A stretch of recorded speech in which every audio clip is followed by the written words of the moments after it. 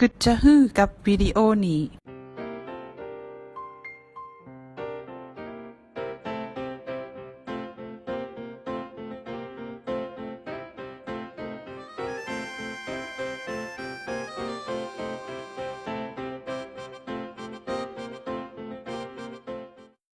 3 วันกลายไป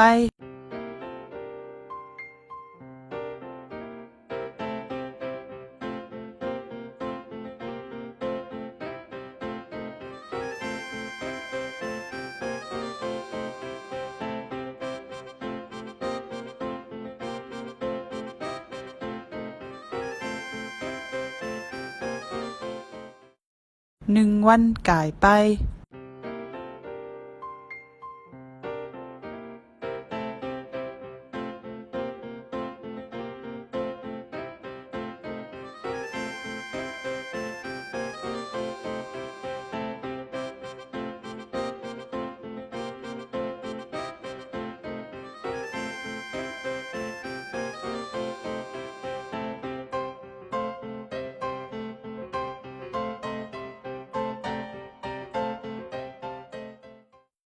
พี่น้องตั้งหลายต้องวิดีโอแล้วกึดจะฮื้อ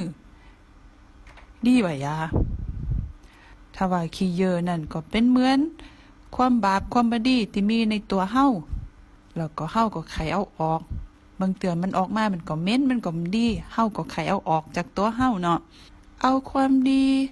มาปกปิดเอาความงามความหอมมาปกปิดอันที่บ่ดีของตัวเก่าก็มีเนาะพี่น้องเนาะ2-3 วันกลายไปก็พดขึ้นมาแถมเนาะสันเตือนนี้นักเลือกเก่าเฮ็ดจะฮื้อล่ะกำนี้ก็ไขเอาออกเนาะมันไขมีเนาะเฮาก็มันไขมีบาปอันที่บ่ดีก็มันไขฮือติดตัวเฮาเนาะบางเตือก็ไปทำบุญทำทานทำความดีพองเนาะไปวัดไปโบสถ์ไปฮืออาจารย์อธิษฐานปัดเป่าโอ้หลายอย่างเนาะตามความเชื่อของไผของมันเนาะกลับมาเฮือนก็รู้สึกดีขึ้นมาเนาะรู้สึกใสรู้สึกดีขึ้นมา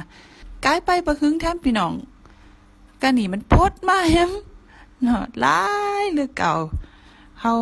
ยามละนี่ฮู้จักทำบาปทำผิดละนี่โอ้มันก็ยะบาปก็ง่ายขึ้นแล้วนี่ก็ใจก็มันกึดแล้วนี่ว่าบาปบาปก้าเนาะก็ฮู้จักบาปแล้วก็